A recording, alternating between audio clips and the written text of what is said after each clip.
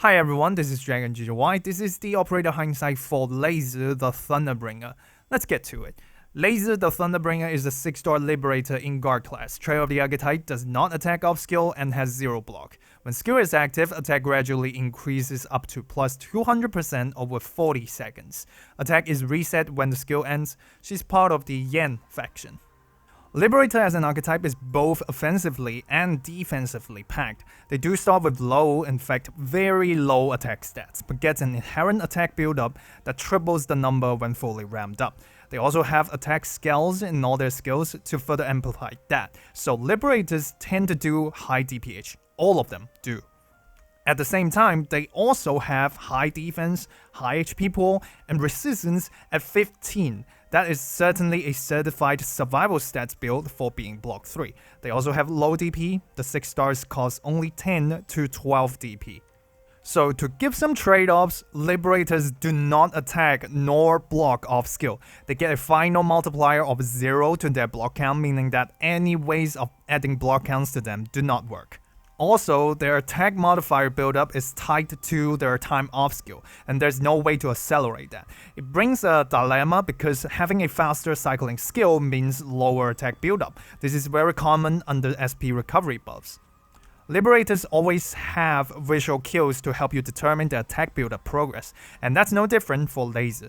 If you see her sword glowing gold, that means that she's halfway at plus 100%. When the sword becomes entangled by lightning, that's when it's fully charged. Knowing this, and you won't need to click on her all the time just to see the attack build-up progress. That's especially when you play on phones. If you want to further up your game experience so that you can easily tell the progress from crystal clear graphics, I would suggest trying out MuMuPlayer, which I've been using for more than 5 years playing the game. It's an ad-free, free-to-use emulator. I use it almost all the time, both for AFK in the background, so that my phone won't need to be occupied all the time, and for when I want to record footage for my videos. You can configure the emulator to get 4K graphics and a high frame rate up to 240Hz. You can do specific mappings to make the manual work easier, as well as doing pause deploying, which is also supported by MuMu. For those of you that grind multiple accounts or even on multiple servers, their multi-instance feature is also very handy. Go check out MuMuPlayer to up your Arknights game using my exclusive link in the description and the pinned comment below. But turns out that your game experience isn't the only thing going up. Leizi's talent 1, each tile in range has a 10% chance per second to be struck by lightning, dealing 100% of attack as arch damage to all enemies within. She takes off while skill is not active and increases attack to 107% while skill is active, 111% at potential 5. These lightning strikes do hit aerial enemies, and that 10% is more complicated than just a fixed rate. Just know that it's done similar to how Golden Glow's talent work, and the expectation is 10%. The key here is about takeoff. Takeoff, as termed in game, is a status where a unit does not block and will not be targeted by ground enemies, but can block aerial enemies. It debuted with Sky Ranger earlier on, now on Leizi of all operators. However, as a Liberator, she doesn't block aerial enemies either because she's block 0 of skill. Her animation of landing on skill activation, as well as taking off again after skill ends, is considered an auto attack, during which she's not in takeoff and can be targeted by ground enemies. Landing takes up part of her skill duration as well. Now, there are a lot of weird interactions with takeoff. For example, you do not get affected by the frost altars, but the damage altars. You do not take damage on Nether Brand tiles and will stop them from spreading, but will take damage on Originium tiles. So really the best way to generalize this is as though she has invisibility against ground enemies. Not camouflage, but invis like in this skill too. The attack scale applies to all damage done in skills, not just her auto attacks, but also the lightning strikes and the electric currents in skill 3. So the lightnings only do about 1.2 to 1.3k damage, not a very significant part to her damage. In terms of overall playstyle design, she's like the opposite of Winnar, who will look side by side in this episode. Leizi is almost invulnerable off skill, while Winnar actively takes the aggro. She can take very aggressive positions, which actually suits her skill designs very well because they often require her to take some tricky positions to play to the terrain. However, it will also mean that she doesn't absorb damage with the rather tanky build of Liberators like Winnar, which in my opinion is the one key feature that separates the two. It's the decider for which one to go for in IS as well. DPH differences, range differences, they don't change how you play around them. And finally, the attack scale is an extra unconditional bonus, contributing a big part to her damage. Talent 2, when activating skills, strikes all tiles within range with lightning, dealing 100% of attack as art damage to enemies and inflicting frighten for 2 seconds, 3 seconds at potential 3. Now, it is kinda a continuation from Talent 1, but these lightnings on skill will enjoy the attack scale from Talent 1. They strike in order of distance from laser from close to far, and happen at a different interval between skills, which doesn't matter too much. This talent provides an extra burst of damage on landing. Again, not a lot in terms of percentage in total damage. The key offer here is to give Leizi a safe landing if she were to step on an enemy, a better transition between an absolute safe state into hard battle. Works best with skill 1 because, well, it's under a short cycle. Leizi arrives with a Liberator X module. Trait update now directly gains plus 100% to the attack build-up progress on deploy. Upgrades go to Talent 1, the in-skill attack scale increased by 6%, now up to 117%. It's a very straightforward module. Base is a great KOL because before the module, to get the best damage, Liberators would have to wait for 40 seconds, no matter how fast their skill startup is. Now it's cut down to 20 seconds, starting off at half of the progress, and that's huge to get them kickstart. For upgrades, attack attribute is always welcomed for their low inherent attack stat, much like Megacore casters and marksmans. Attack attribute and attack scale increase total up to a 15.97% damage increase for skill 2. So overall, it's about faster startup on the first skill and damage increase. That improvement honestly isn't very high, but considering that it basically covers 99% of her damage window, it isn't unacceptable. Level 1 I think is mandatory for using her, and level 3 is still recommended for maximizing a solid damage dealer's capability. Now we get to skills. My recommendation is skill 2 over skill 1 and skill 3. I think skill 2 is definitely the most relevant skill for most players. The other two are good in their niches, but not nearly as close as widely applicable. Skill 2 is a new multi-target annihilation skill option. I've brought up this annihilation concept a couple of times. Basically, it refers to skills that has determining power to clear out a whole wave of enemies, dealing a good amount of damage. Nowadays, the standard would be around 50 SP requirement and around 30 second duration. That's the general mark. They are usually big ranged, multi-target as well. Skill 2 is the closest offer from Leizi to how you use Winnar Skill 3. It has a unique step-determined attack range that can reach all directions, but is also frequently cut short by terrain. Skill 1 is a short cycle charge-based skill that kinda bypasses the attack build-up and expire pattern of Liberators. It can reach 3 directions in AoE fashion and actually benefit from SP recovery buffs. Its Frighten coverage also has great crowd control potential. And for skill 3, it's a highly specialized skill that picks on both enemy and terrain. The total damage and frighten coverage will fluctuate greatly depending on the terrain structure, and it's one of the most typical low floor, high ceiling skills, meaning that the experience using this skill can either be very clunky or highly satisfying, based on how you use it. Skill 1, attack range expands to the front and side, dealing 355% attack as physical damage to ground enemies in these 3 directions. Can store up to 3 charges, and the trait effect doesn't reset until all charges are used. This is a 17/11 auto recovery manual skill. This skill actually has the highest DPH offered. An enemy on the center tile would take the damage from the 3 directions at the same time, dealing 18.8k damage in one go. Details coming up soon. So for the mechanics, each cast takes 0.5 seconds or 15 frames. Here's a timeline breakdown. It takes 2 frames for Leizi to start blocking and applies Frighten in the next frame to disarm the enemy. Damage is dealt 7 frames later before she's airborne again 5 frames later. This way, she's always fast enough to frighten melee enemies before they do damage, and since block comes first, it can manage invis enemies as well. However, during this 0.5 seconds, Leizi will be targetable by ranged attacks from ground enemies. Once targeted, even after she returns to the sky, the damage will still register, so keep an eye out for that. Like we said, the skill uses collision hitbox determination, basically AoE for all targets in the 3 directions, and specifically targets on the same tile as Leizi would take all 3 instances of damage at once. And finally, as long as you keep at least 1 stack of the skill, you'll be able to maintain the attack build-up progress. You can also tell how many stacks are currently available by looking at the number of lightning bolts shooting out underneath his feet, so you don't have to click and see all the time.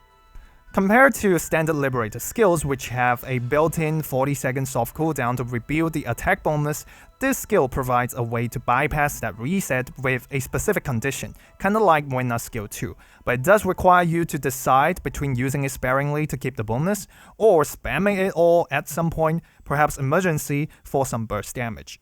To maximize the damage, you'll usually have her at a choke point or simply in front of a block unit to always do that 3 at once damage. It's a pretty high multi-hit burst on a short cooldown. Similar comparisons are Dagonbrecher's skill 2, Yato Alter skill 3. It's also her most QTE-ish skill. You have full control of when to engage, while her survival is very much guaranteed with takeoff. However, as she doesn't block nor attack off skill, you need very precise timing for the best result without a block unit, which makes it much less relevant for most players. Due to the design, it is the one skill that will benefit from SP recovery buffs, and the cycle time again at 11 SP is great, and contributes a lot to the Frighten coverage, which is an AoE effect in 3 directions, reaching 3 tiles away. One of the key reasons she's featured in CCP4's Max Grizz strat. The final targets are split in 2 separate lanes, but the range advantage comes in clutch for the case. Her cycles are accelerated by force sway to fill the gap in its coverage, helping Trigoldia's cages stay long enough until his next skill. Skill 2 attack range extends along melee tiles up to 3 tiles away, and attacks deal 150% attack as physical damage to 4 targets. During the skill, each lightning strike increases attack by 10%, stacking up to 25 times. This is a 22/43 36-second skill. Now, this skill does have a lot of variables, including the range showcased here. This is the biggest range possible. Maximum skill DPH at 4.4k. The lightning DPH during this skill is also higher due to the extra attack bonus. The skill deals up to 147k damage with a max DPS of 4087. Let's talk about how the actual range of this skill changes with the terrain. Basically, the skill registers all melee tiles that are within 3 steps away from Leizi, or you can say within Manhattan distance of 3. Here's a diagram. This is 1 step away, this is 2 steps, and this is 3 steps. So on a absolute flat ground, it's the same range as Eyjafjalla's skill 3. That would be 25 tiles in total, allowing her to attack enemies from all directions consistently. However, if any range tiles are in the way, they may cut off multiple tiles from the potential attack range by literally blocking off the steps. In practice, you can use the skill range preview button to preview the range, but you'll need to have a rough picture of it before you deploy. Again, melee tiles will include portals, a red and a blue box, holes and fences, while range tiles include various decorating tiles and map boundaries. Additionally, the high ground tiles that enemy can pass through in the side story where vernal winds will never blow are actually melee tiles coded to be deployable for range operators, and thus will be included in Leizi's range. Now, the skill does include extra attack bonus on top of the plus 200% from trait, totaling up to 450% max. These bonus come from the lightning strikes in skill, including the on-skill activation ones from talent 2. So without any range tiles, Leizi can get the full attack bonus with just talent 2, because the maximum range is 25 tiles, right? And the maximum attack stack is also 25. On the flip side, for every potential tile lost due to range tile cutoffs, the damage becomes more backloaded and has to rely on RNG from talent 1. The smaller the range, the less lightning strikes are expected per second, making the stack up even slower. And finally, as a side note, this skill allows Leizi to attack aerial enemies, which I need to remind you is not a norm for Liberators. Moina skill 3 was the first to do it. I guess they have to leave it in for Leizi as well, otherwise it would be pretty ugly. Speaking of Moina skill 3, here's a comparison between the two skills.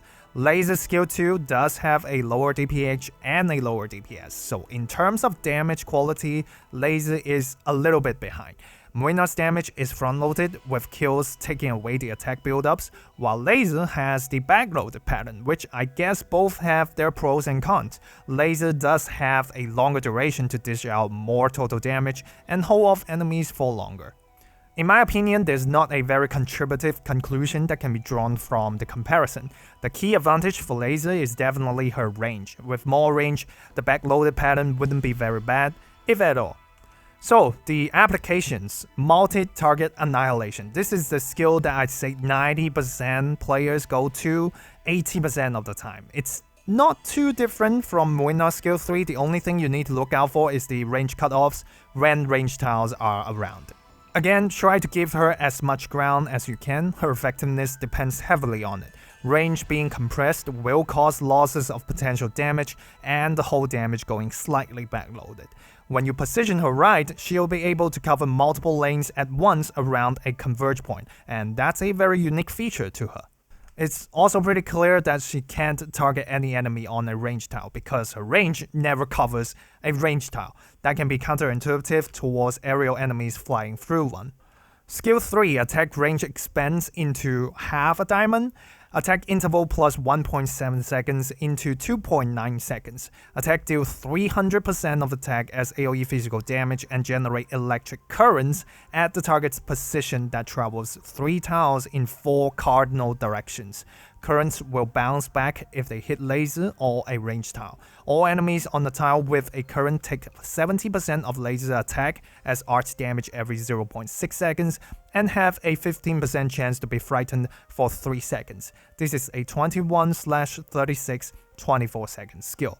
Now we just said that skill 2 damage could vary, but skill 3 is on a whole different level, which I'll elaborate right after this. The direct hits do 4.8k DPH, and these AoE physical hits do a total of 38.8k damage.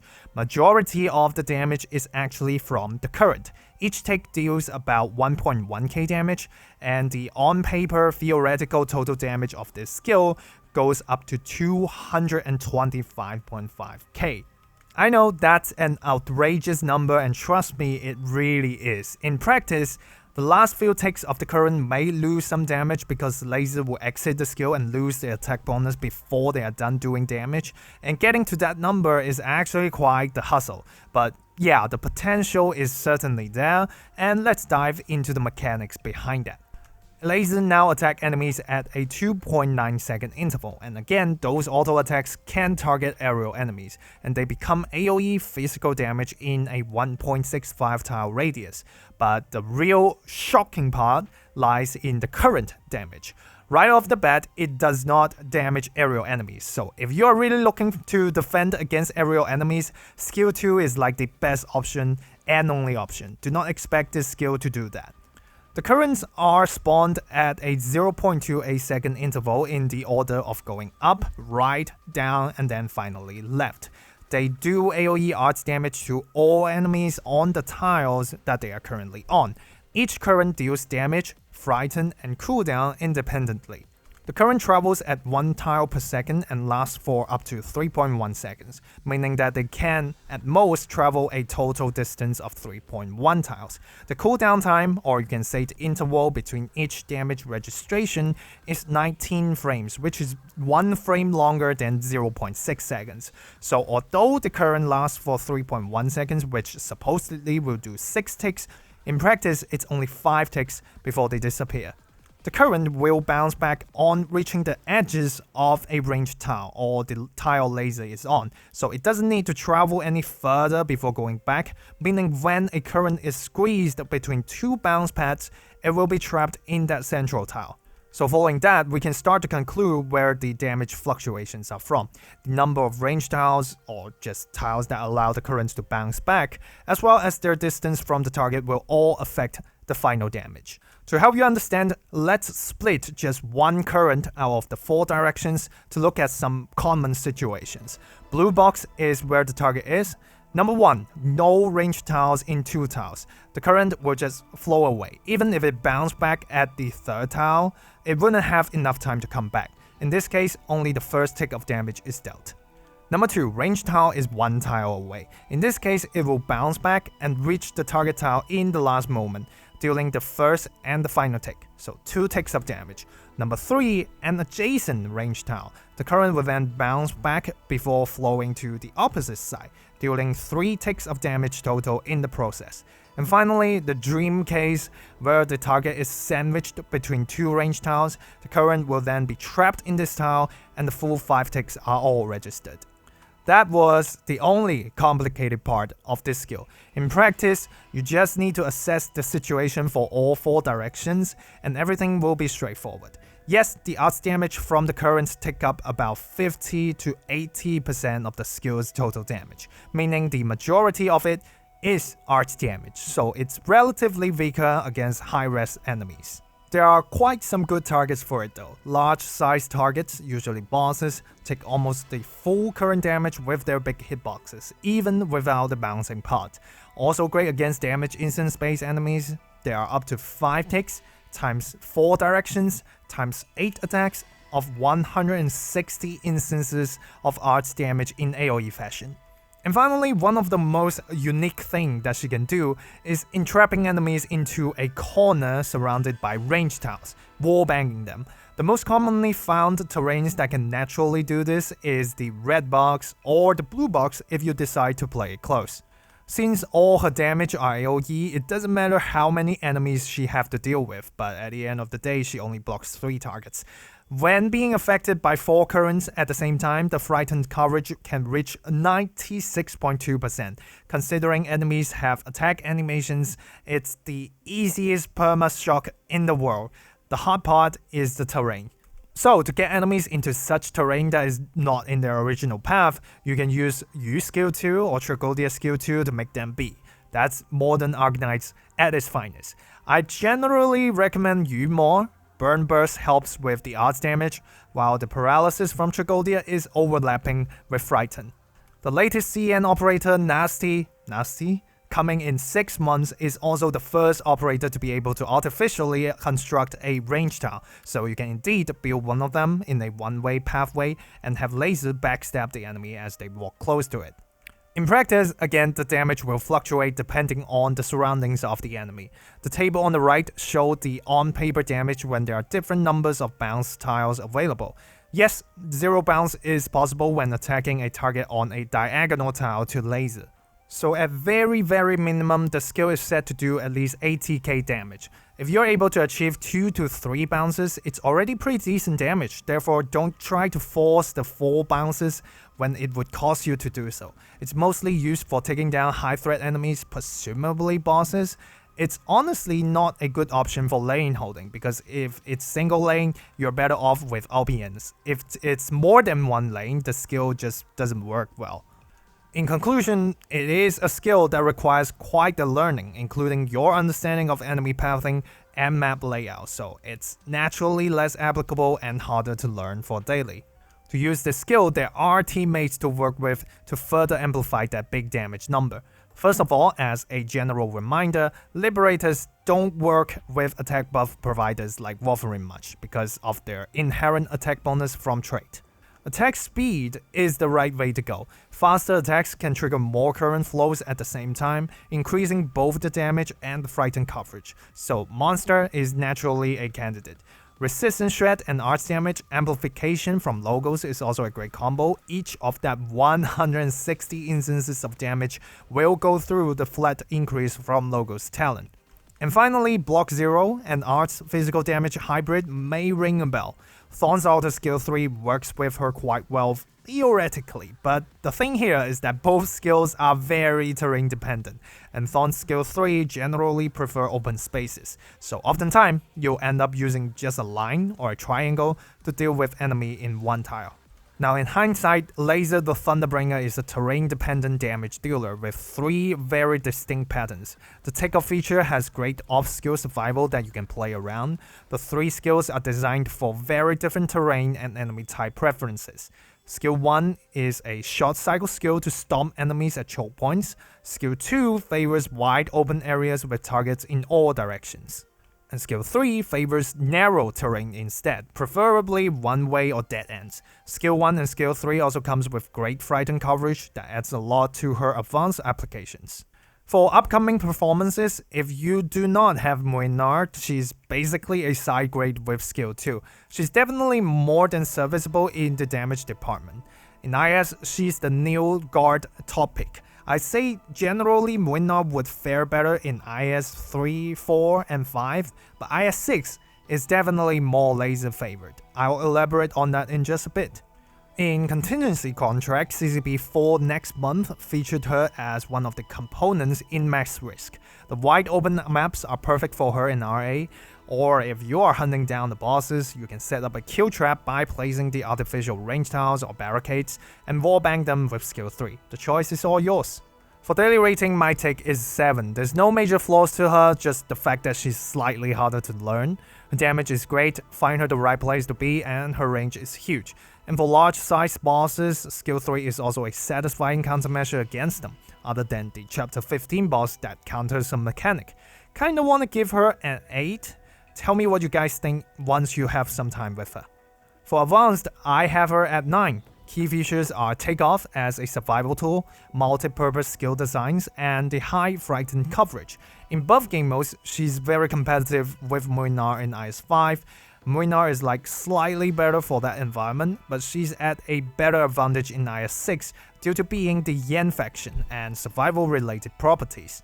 For example, the flying papers, talismans, whatever they are called, that ban you from using skills. They just disappear after getting in contact with her off skill. Taunt draw is less needed and everyone's survival is more important for the hardest ending, which is ending 2.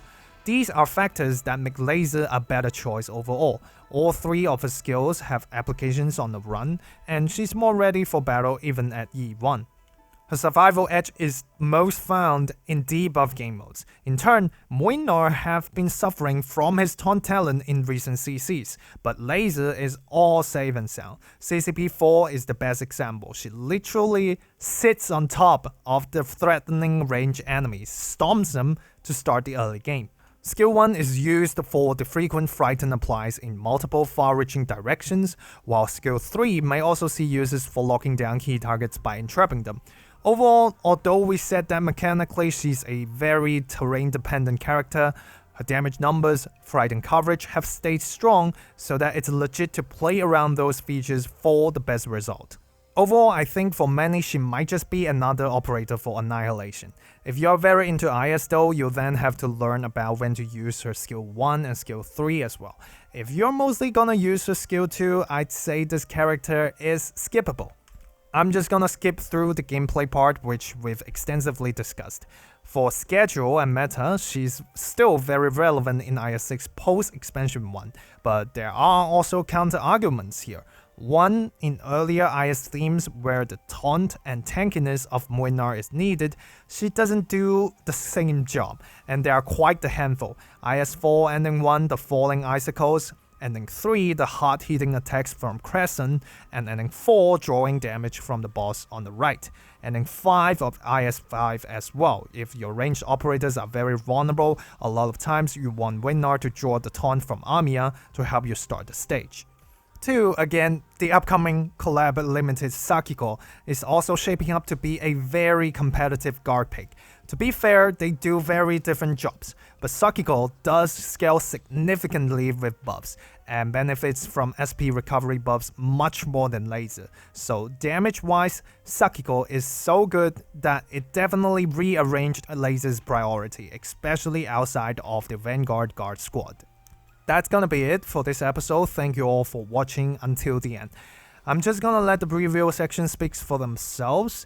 Screenshot if you need to. Be sure to drop a like and subscribe if you haven't already, and I'll see you in the next video. Bye bye.